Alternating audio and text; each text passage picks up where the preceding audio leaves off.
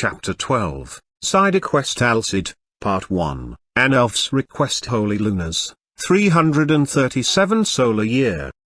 The darkness lifted to a new morning. Dawn's early light began to seep through the windows of the Oracle's private dining hall, where three men sat eating their morning meal. "Grass? Robert? What are you doing here?" asked a tired, but greatly improved, Rose, as she walked into the room for breakfast, only to be surprised by the presence of two other Queen's Knights. Both had their mouths full of eggs and bacon and couldn't speak clearly. So, Ishan spoke for them on their behalf, saying, "They arrived just about an hour ago before dawn. I requested in the letter I sent a few days ago to East Palace that they send a carriage and escort for you guys. Just to ensure you three return safely to the palace. As the official negotiations are starting today, I didn't want any unforeseen delays, like any more mountain bandits impeding your trip." He said this last part, while glancing at Rose with a hint of concern and secrecy, but also a smile, as he was glad to see the young woman finally up and moving around like normal. Just in time as well, he reasoned to himself. I thought they'd send a few soldiers. I had no idea that we'd be honored to receive two of Philena's finest. Finished the old priest with a satisfactory smile on his face as he reached for a drink of his morning coffee. At this, Gress, who had just finished washing down the rest of his breakfast with his glass of coffee, spoke up. "Well, Her Highness and Lady Rose aren't the only ones who enjoyed the beauty of this place and wanted to see it, Master Ishan. Besides, it's not like we had anything better to do sitting around boring old East Palace," said Robert with a muffled voice as he was still chewing the last of his biscuits. Alseid entered the dining hall, followed a few minutes after that by Laszlo, who both were surprised, but glad, to see the other knights. Alseid was excited to hear they had horses and a carriage to take them back to the palace, while she verbalized to them that her body had grown tired and sore from all the walking the past few days, and that she was now happy to have a ride back to the dwelling place of the Dawn Rune, which was sort of true. Between the incident in the woods and the ordeal up at the waterfall, she was feeling deeply strained as one who had spent most of her time indoors. However, the deeper truth was that she felt safer in a fast-moving carriage. Not to mention that now she had both of the Queen's Knights' brothers along with Rose and Laszlo. She knew she would have no problems getting back to the palace safely. After breakfast, the five visitors began making their way to the entrance where their carriage awaited them. Just as Ishan was about to say his final goodbyes to his niece, a great commotion suddenly could be heard resonating from the back of the estate. Many shouts, screams, and audible gasps could be heard all the more clearly as the group made their way back to the source of the ruckus. Upon arriving on the door to the back path that leads up toward the forest and waterfall, a group of about a dozen clerics had gathered, making their way through the crowd, which parted when they saw the oracle. The small entourage were, also, greatly startled as there before them were what seemed to be three men, all wearing cloaks that were dark green and earthy brown in their color patterns. However, the hoods of their cloaks were down and their faces could be seen. Laszlo, finally, realized why everyone had been startled. These men were elves, and he reasoned by the shocked faces and stares of the Phalanans this was the first time all of them had probably seen any of their race before. The two elves on the left and right looked very stoic and very strong, warriors no doubt, reasoned Laszlo. One was bald and his pointy ears were high, rising almost to the crown of his head. His eyes gave a very serious look that said he neither wanted to be here nor did he trust any humans around him. His warrior counterpart on the right side had the same sort of eyes, be they a little more compassionate, but only by comparison of his companion. He was still very taut in his gaze and gave all the signs that he was ready to fight at a moment's notice. He had short green hair, which was just long enough to touch the tips of his pointed ears. Both men had their arms tucked in their cloaks, but awkwardly positioned, not at their sides as one may expect. No doubt their hands were clasped upon some kind of weapons, thought Laszlo. probably a bow, or maybe a sword, as the former was the preferred weapon of choice among the elven race. The three queens knight took notice of this as well, as they slowly and subtly placed themselves in front of the princess as best they could, and to some extent the oracle observed Laszlo out of the corner of his eye.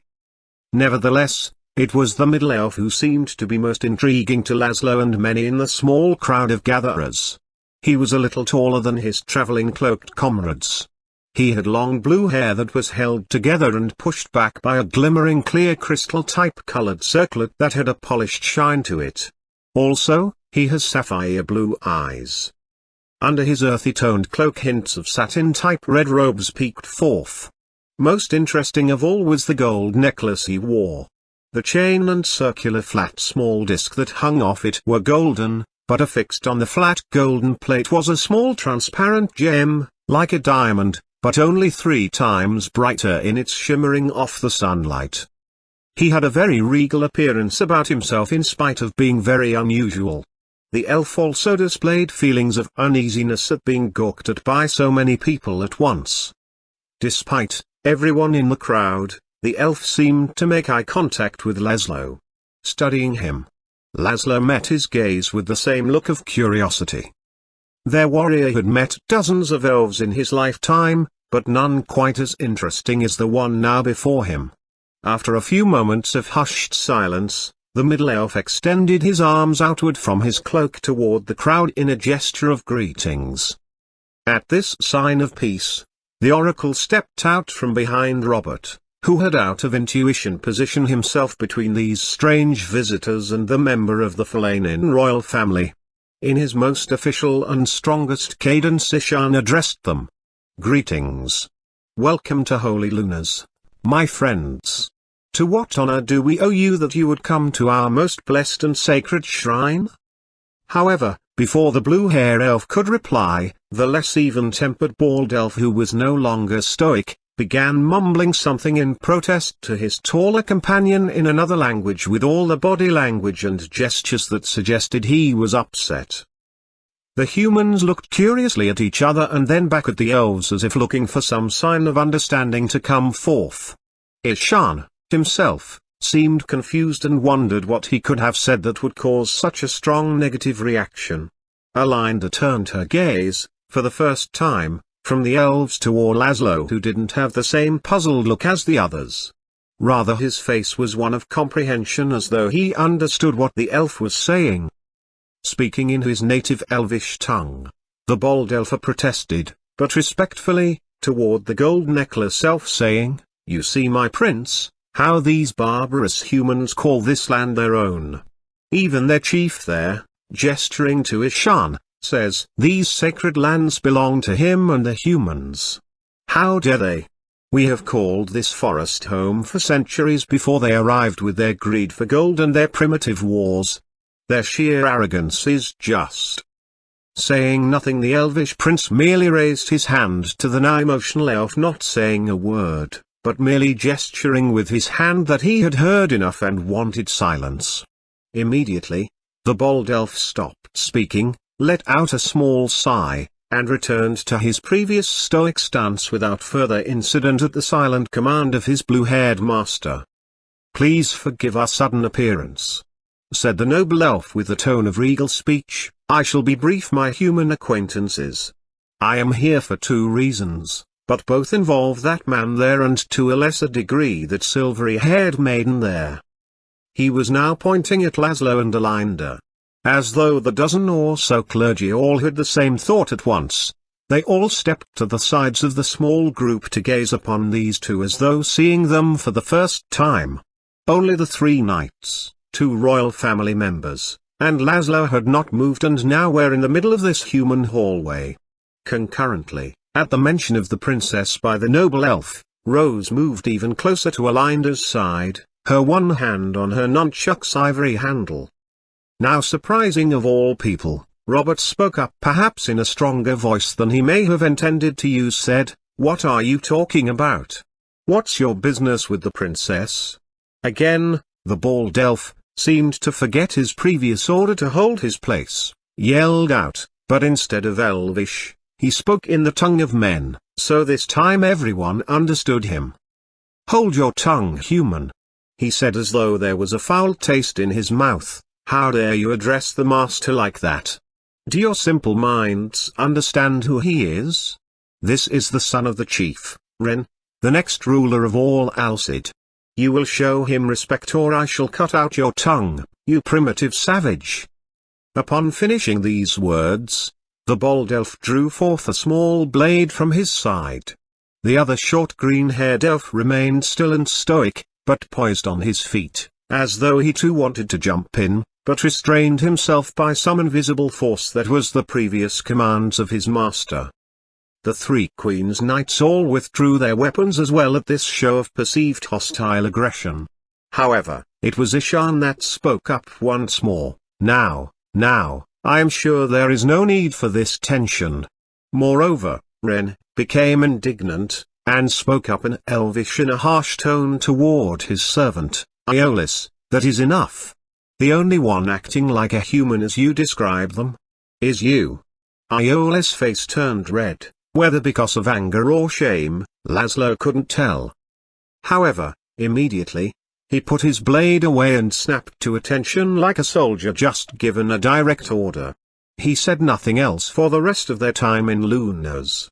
Ren's face changed from one of vexing, quickly back to one of diplomacy. He said calmly, "Now, please, forgive my servant.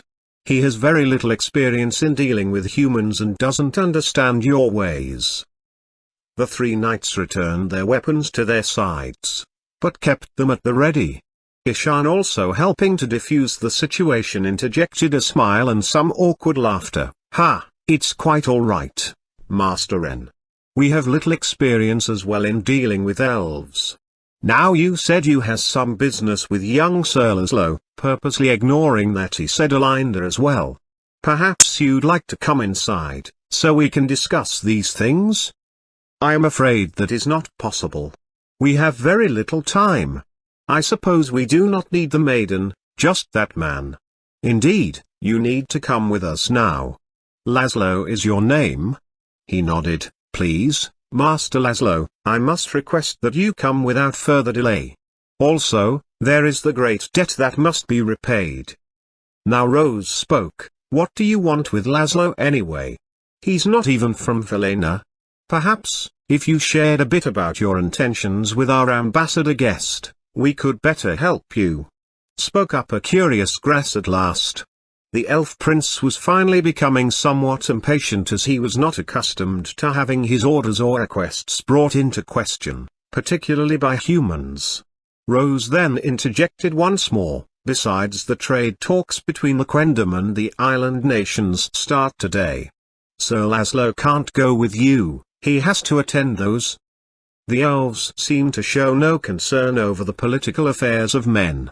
But the blue-haired elf spoke in a most unexpected way that took the true rune-bearer by surprise. He now had a different tone in his voice. It was not anger or impatience, it was something else, desperation, perhaps even pleading. "I beseech you, please, Master Laszlo. Will you help me? There isn't much time left. She needs help. If we can make it in time, then I shall owe two great debts and not just the one already in your favor. Please help me," he asked desperately. His words sparked a measure of compassion in the old sea captain. Laszlo at last spoke up, but to the surprise of everyone around him, both human and elf, he said, "808. The short green-haired elf exclaimed, "You speak the tongue of elves?" Ren smiled as joy filled his eyes. "I thought so. You did understand our speech. Sir Laszlo, thank you so much. Come, there is not much time to spare. We must make haste before the sun reaches its fullest strength." "Wait. Sir Laszlo, what about the talks?" protested Grass, still shocked that not only could Laszlo speak Elvish, but that he had agreed to go with these three unusual guys without even knowing why. Laszlo turned toward the confused knight saying, "It will be okay. I feel this is something I must do. Besides, Tanya and Desmond are the real politicians here, not me. I am sure they will be fine to start without me. Besides, I'll be back soon, I think. He then turned his gaze toward Alinda and Ishan. Thank you for your kind hospitality, Oracle. Princess Alinda, stay safe and don't get into too much trouble till I get back. He said this last part with a small smirk on his lips. Alinda smiled and turned a little pink, but nodded her head in agreement for confirmation. The three elves suddenly took hands, and the green-haired elf extended his free hand to Laszlo, which he took. Ren nodded at Iolis as though silently giving him orders again. Apparently, the bald elf understood the order. He raised his free right hand and a strange, but familiar, rune to Laszlo glowed forth in dazzling yellow light. A blinking rune. With a whoosh sound and a flash of a bright yellow light, they were gone in the twinkling of an eye. Amazing. Unbelievable. Where did they go? Were the phrases uttered by the crowd. After the disbelief of the moment wore off, Grass suggested that they get back to East Palace without any more delay. After bidding farewell to Ishan, the carriage was off. As expected, much of the conversation going home centered around the elves and their cryptic desire for Laszlo's help. Alinda shared the story of the two elf children at the river and how she and Laszlo saved the boy from going over the waterfall. She suggested that perhaps this was the reason for the sudden and unprecedented appearance of elves at Luna's. However, when the knights heard how Alinda had nearly fell into the river herself trying to pull Laszlo and the elf boy out, the conversational topic quickly changed to how dangerous it was and how she should be more careful. How she shouldn't risk her safety, as she is one of the nation's princesses. A national treasure, they reminded her. Feeling like they were being overly protective and condescending, Alinda turned her thoughts to Laszlo and wondered what he was doing with the elves. These thoughts didn't leave her at all the whole way back to East Palace, which they arrived at safely without hindrance. Hearing the rushing waterfall in the near distance and seeing the familiar trees from yesterday, Laszlo said, "We didn't teleport very far, did we? Just above the compound. We're somewhere in the forest, right? Interesting. You don't seem at all motion sick? Nor surprised by the fact that we have teleported," said the short green-haired elf. "It's been a few years, but I know another magician with the same rune. She's cuter than you are, that is for sure, Iolis, but I doubt you're as forgetful as she is." Iolis looked puzzled by the words of the man with the red bandana. He couldn't tell if it was an insult or a compliment. Laszlo assured him it was a small joke, but still the elf didn't seem to understand the humor. Making their way deeper into the forest, Laszlo could feel a thick magical haze, almost like fog, begin to envelop them. Is this why we couldn't teleport further in? This acts as some kind of barrier to shield people from entering by surprise? Asked Laszlo to the short green-haired elf with the sound of curiosity in his voice. Is that why? I am sorry. I didn't catch your name. Oh, you're right, my name is Findus. That bald fellow is Iolis, my brother, and up there in the lead is Lord Ren, the next clan chief and leader of our people, as you probably already surmised by my baby brother's outburst earlier. And yes, to answer your previous question, this sacred mist was created by the elders centuries ago. It prevents any person or beast, whether by a rune, scroll, or talisman or some other magical device, from entering our land unexpectedly. We use similar mist to hide some of our trails. Only elves, or extremely gifted humans, can see those trails. But this mist is different, stronger, as it protects our whole colony. The only way through the fog is to be an elf or be invited to pass through by a member of the noble line in this case. He pointed to Ren. Hurry, the elf wearing the gold necklace called out from up ahead. Our time is short. We only have a few more hours until the sun reaches its full strength. The elves started to pick up their pace. Laszlo did likewise and stayed close. He knew he certainly didn't want to get lost or fall behind in this magical mist for sure. He doubted that he ever would be able to get out of here on his own, even with his true rune. while they were running their fastest pace as though trying to catch something elusive. None of them were out of breath. While they were moving, Aeolus fell back somewhat to match Laszlo's stride. Then for the first time, speaking to him directly, he asked awkwardly, "Tell me, human, how is it that you came to learn and speak the words of elves?" Not feeling too offended, Laszlo had a feeling this was probably the first one-on-one conversation he had ever had with a non-elf before. He said, "While one of my best friends growing up was an elf. We went to the military academy together back in my country a long time ago. She taught me a few words and phrases." This was not a lie, but it wasn't the whole truth either. With a tone of suspicion, the bold elf asked, "So in your land, elves and men fight together? They get along that much?" Laszlo smirked a bit. No, like you guys. The elves of Nan-Nal. How shall we say it? They are not too fond of people either. They tolerate men at best. My friend, Paula, she was an exception to that rule." Aeolus seemed satisfied to know elves and men do not fight together often in the other countries as well. Yet, Laszlo could tell that Aeolus could not get his mind wrapped around an elf who would freely do what Laszlo had described about Paula. Suddenly, they came to a swift stop. Laszlo nearly fell into Ren, but managed to avoid stumbling at the last second. The elf prince said, "We're here." He placed out his hand and murmured something under his breath in Elvish, which Laszlo thought he might have heard him say open or reveal. It was hard to tell, because he was speaking in whispers.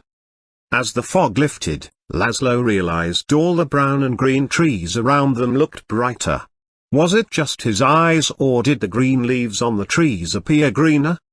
Did the blue sky seem even bluer? The intensity of colors took the swordmaster by surprise. However, what he saw next did not. It was a gigantic tree. It was a colossus of a plant for the eye to behold. Just like the elvish trees on Nan-Nal and the one he had visited briefly during his travels through Scarlet Moon. However, unlike those two non-human colonies, this place seemed to have many more magical defenses to prevent interlopers from intruding on them unannounced. They made their way to the right side of the trunk where Aeropladda awaited them. Ren spoke once more in a very serious tone, "Listen to me, Laszlo. No human has set foot on the branches of Alseid in over 300 years. You say you've been around elves before and your friend is one.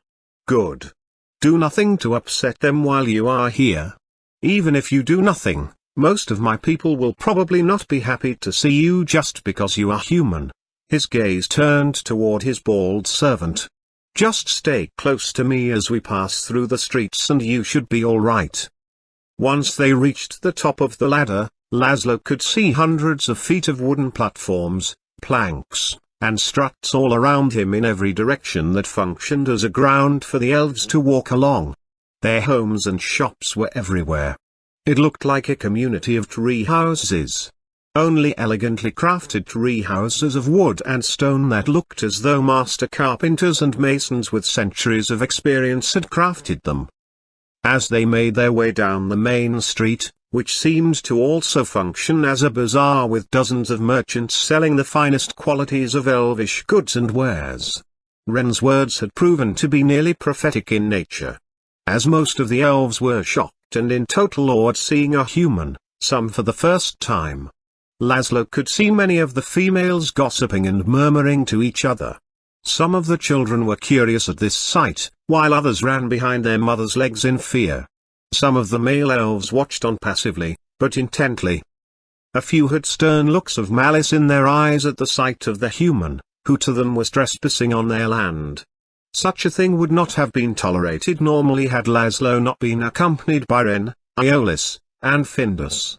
It was an odd and cold feeling for sure to have so many hating you for no reason other than your race. Laszlo knew the elves in the island nations and the Scarlet Moon didn't like humans much, but they at least tolerated them, like Findus seemed to do. Sometimes, they even lived in peace alongside people. And a few like Paula and Selma he had counted as his allies.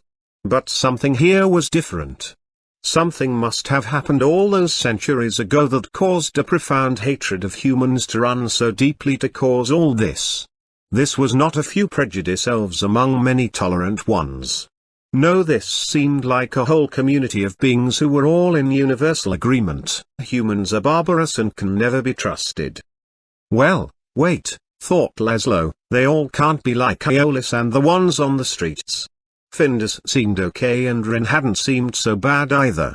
This chief's son seemed a lot nicer in fact compared to the first time he met another chief's son, Axel. Definitely friendlier than Axel. Laszlo repeated to himself in his mind. At the end of the street, they came to a large building.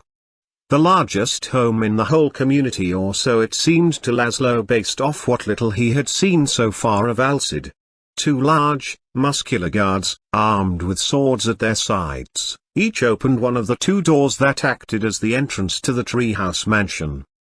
The four stepped inside. Perhaps it was magic or just the design of the architecture, but it seemed even larger inside than it had outside. An elf who was older, but didn't seem very well groomed, raised an eyebrow at the sight of Laszlo, but ignored him quickly enough and turned his gaze toward Ren saying, "Welcome home, Master Ren. I see the first step of your mission went well," looking back at Laszlo before returning his attention to his lord. "If you're looking for your father, he's in the study." "Thank you, Itho. How is she? Is there any improvement?" "Sadly, no, my lord. It is as you and your father feared. The wound won't heal properly due to the serpent's bite. The venom is preventing her system from regenerating. She doesn't have too much longer." With a new fire in his voice, Ren said, "Follow me, quickly." The two made their way to another room at the end of a hallway.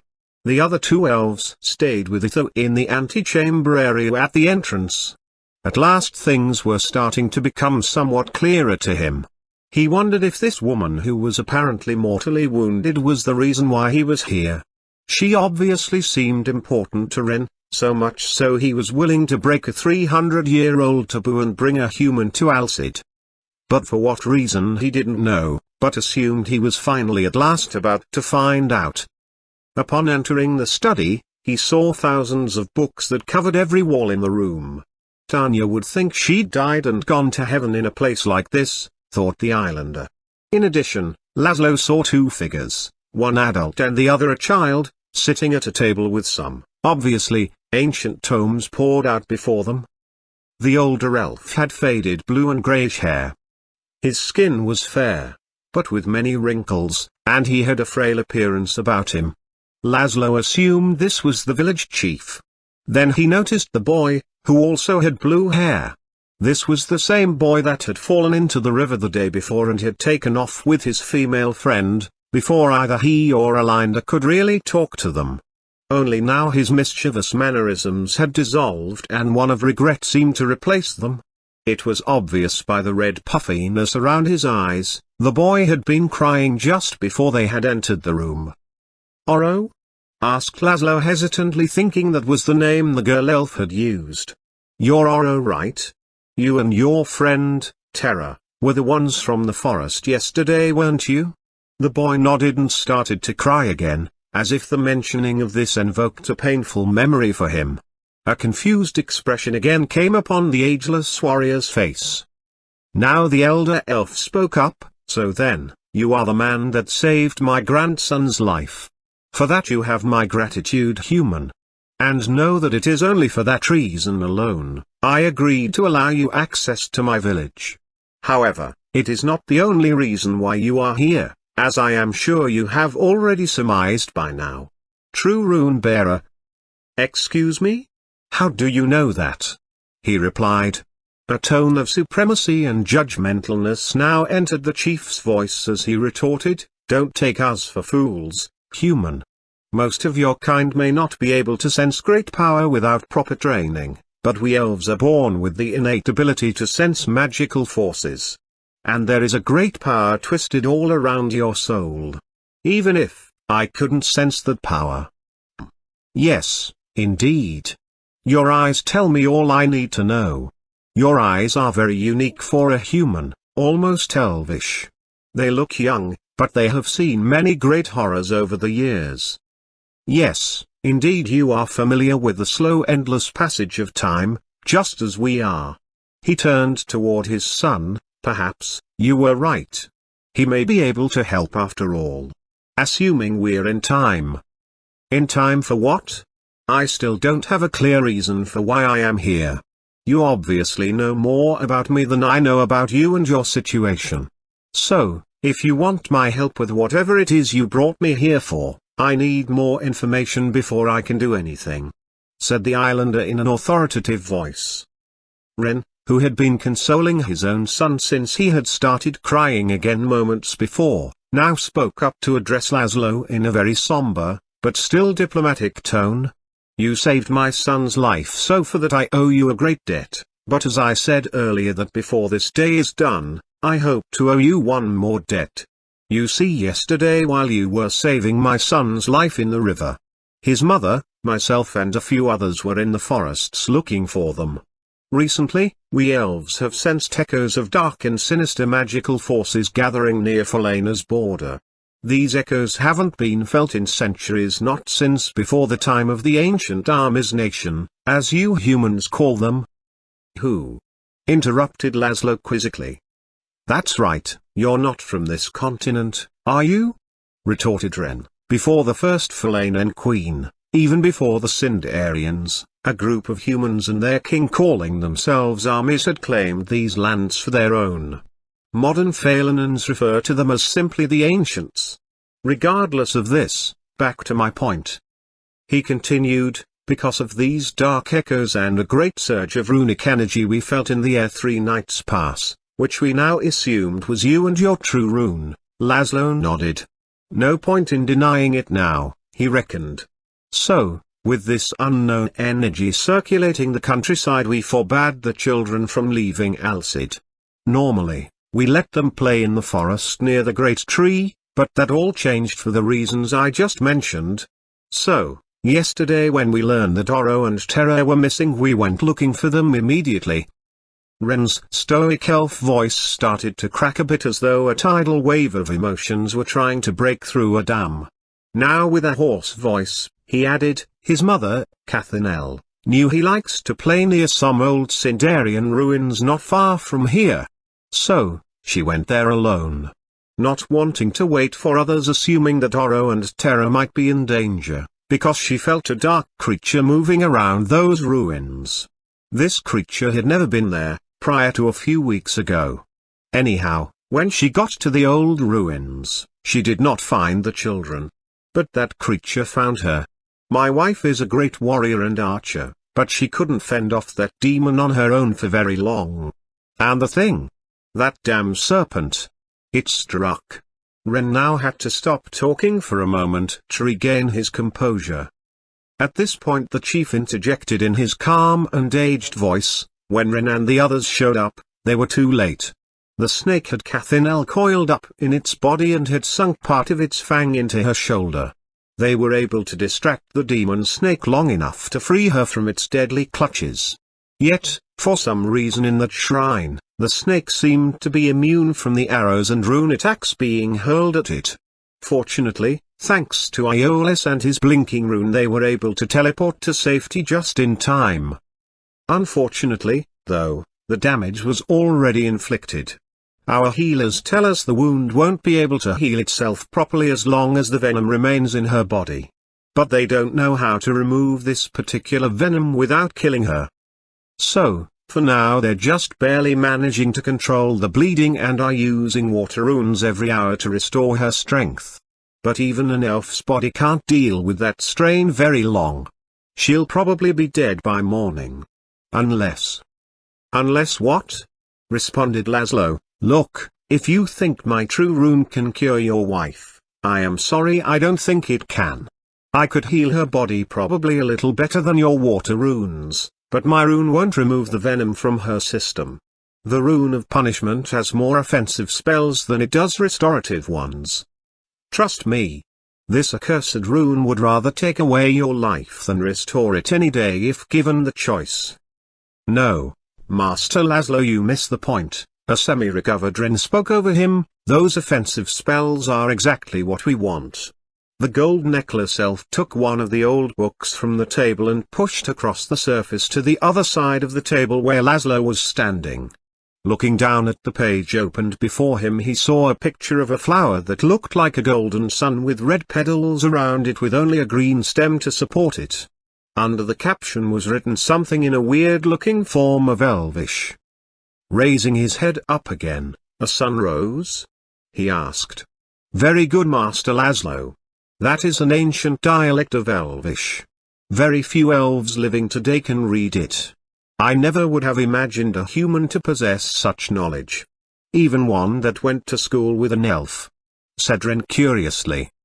Raising his left hand to indicate his true rune, he replied, "I wasn't lying about my friend. Paula did teach me a few phrases. But what I didn't tell your servant is that part of my rune's curse is that I have to bear the memories of all its previous bearers.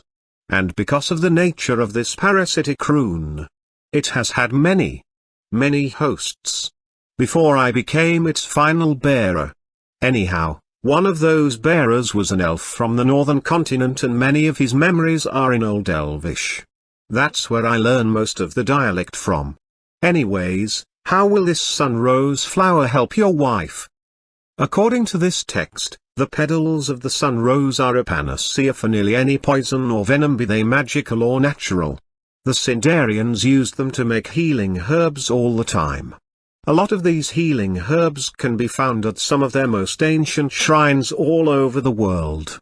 The catch is that the flower only blossoms for an hour each day, while the sun is at its fullest strength. Thus, by the time an hour passes, the flower wilts for that day, leaving the petals useless. No, the petals must be harvested within that 1 hour time frame if we're going to have any chance in saving my beloved's life. The problem is that the only place we know of where the flower grows is deep in that old Sindarian shrine, where that unholy snake now dwells. Now you know the whole truth. Will you help me now, bearer of a true rune?" concluded the elf prince. At last, he now fully understood. Laszlo moved toward the window and looked out it, towards the mid-morning sun. Then, he put each hand on the hilt of each one of his blades, turned back around toward the 3 generations of elves before him and said in a clear, yet deep and commanding, voice, "Let's get going. We have a snake to kill, a mother to save and very little time to do it.